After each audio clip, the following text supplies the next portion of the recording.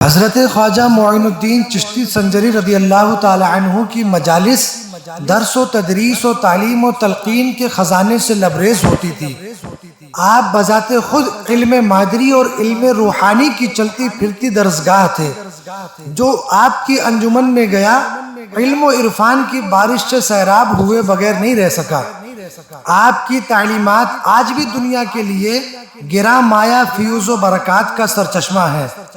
آپ اپنے مریدوں اور معتقدوں سے ہر محفل میں ارشاد فرماتے تھے کہ جو انسان یہ پاتا ہے کہ اس کے پیر و مرشد موجود ہیں تو اس مرید کو چاہیے کہ اپنے مرشد کی تعظیم کرے، اور اگر شاگرد اپنے استاد کو پائے تو اپنے استاد کی خدمت کرے۔ آپ نے مزید فرمایا کہ میں جب بھی اپنے پیر و مرشد حضرت خواجہ عثمان ہارونی کے ساتھ رہا، چاہے وہ سفر ہو یا حضر، ان کی خدمت کو اپنا نصب العین سمجھا۔ سفر میں ان کا بستر اور پانی کا مشکیزہ سر پر اٹھائے اٹھائے میں پھرتا تھا۔ اس کے بدلے مجھے جو وہ دولت ملی جس کی قیمت کا کوئی اندازہ نہیں لگا سکتا۔ حضور سلطان الہند سرکار غریب نواز رضی اللہ تعالی عنہ پاکیزگی اور طہارت کے بارے میں فرماتے ہیں کہ جو بندہ خدا کی عشق میں ڈوبا رہتا ہو اور رات کو با طہارت سوتا ہو، اس کے پاس رات بھر فرشتے رہتے ہیں اور اس کی بخشش کی دعا کرتے ہیں۔ آپ نے یہ بھی فرمایا کہ جو طہارت اور وضو کے ساتھ سوتا ہے، فرشتے اس کی روح کو زیر عرش لے جاتے ہیں اور اسے نور کا خلعت پہناتے ہیں۔ اس لیے لوگوں، پاکیزگی اور طہارت کو اپنی زندگی کا شعار بنا لو۔ حضور سلطان الہند سرکار غریب نواز رضی اللہ تعالی عنہ نے نماز کے بارے میں فرمایا کہ اے لوگوں، نماز مومن کی معراج ہے۔ نماز ایک راز ہے جو بندہ اپنے پروردگار سے کہتا ہے۔ نماز بندوں کے لیے خدا کی امانت ہے، تو بندوں کو چاہیے کہ اس کا حق ادا کریں اور اس میں خیانت نہ ہونے دیں۔ حضور سرکار غریب نواز نے فرمایا کہ حشر کے میدان میں کل انبیاء، اولیاء اور مسلمانوں سے نماز کا حساب پوچھا جائے گا۔ جو اس حساب سے عہدہ برآ ہو گیا وہ جنتی ہوگا۔ آپ نے لوگوں کو نماز کی اہمیت سمجھاتے ہوئے ارشاد فرمایا کہ اے لوگوں، نماز دین کا ستون ہے، اور ستون ہی وہ شے ہوتی ہے جس پر عمارت کھڑی ہوتی ہے۔ تو اگر ستون ہی نہیں ہوگا تو عمارت کیسے کھڑی ہوگی؟ مطلب یہ تھا کہ اگر نماز ہی نہیں پڑھو گے تو پھر ایمان اور اسلام کا دعویٰ کیسے حق بجانب ہوگا؟ آپ رضی اللہ تعالی عنہ نے جھوٹی قسم کے حوالے سے ایسی بات ارشاد فرمائی ہے کہ جو آج ہر انسان کا جاننا بے حد ضروری ہے۔ سرکار غریب نواز نے فرمایا کہ جو شخص خدا کی جھوٹی قسم کھاتا ہے وہ اپنے گھر کو ویران کرتا ہے، اس کے گھر سے خیر و برکت اٹھ جاتی ہے۔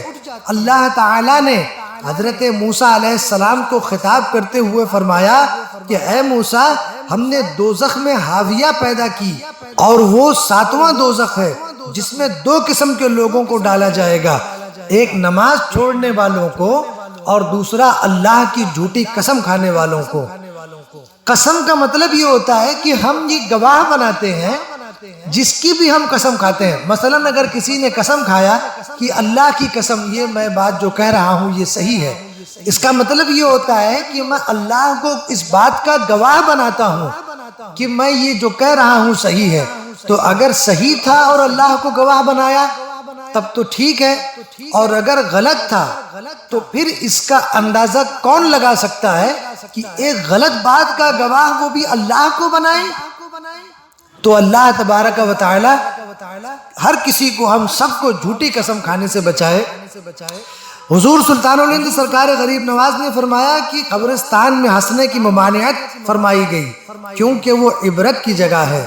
حضور صلی اللہ تعالی علیہ وسلم نے فرمایا کہ جب کوئی قبرستان سے گزرتا ہے تو مردے اس سے کہتے ہیں کہ اے غافل، تجھے یہ معلوم ہو جائے کہ مجھ پر کیا گزری ہے تو تیرے جسم کا گوشت پوست گر جائے، اس لیے اپنی موت کو بھول کر کہا لگانا سوائے نادانی کی اور کچھ بھی نہیں ہے۔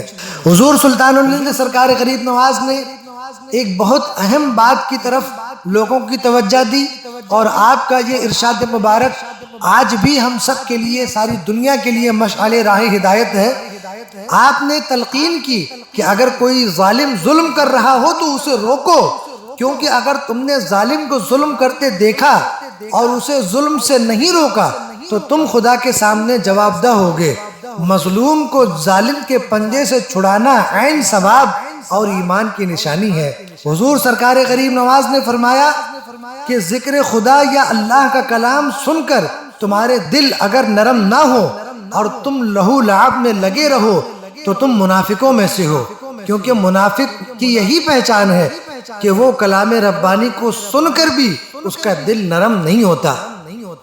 آپ فرماتے ہیں کہ خدا بے نیاز ہے، اسے کسی چیز کی پرواہ نہیں، نہ وہ ہماری عبادتوں کا محتاج ہے اور نہ ہی اسے کسی چیز کی آرزو ہے، لیکن بندے کا یہ فرض عین ہے کہ اپنے خالق کو یاد رکھے اور اس سے قریب ہو اور اس کی نعمتوں کا شکر ادا کرے اور عبدیت کا حق ادا کرے۔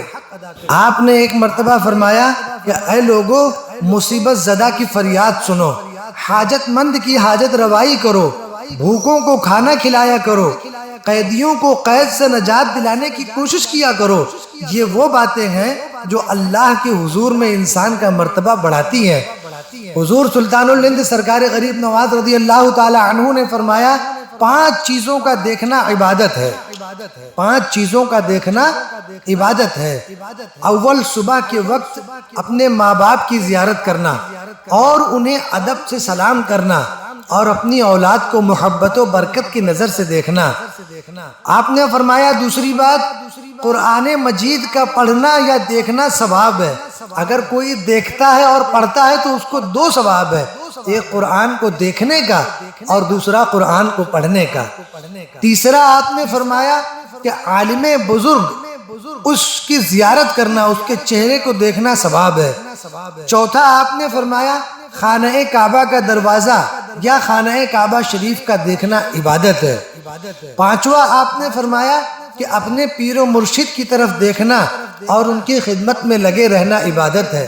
صلی اللہ تعالی علی محمد و آل محمد صلی اللہ علیہ وسلم۔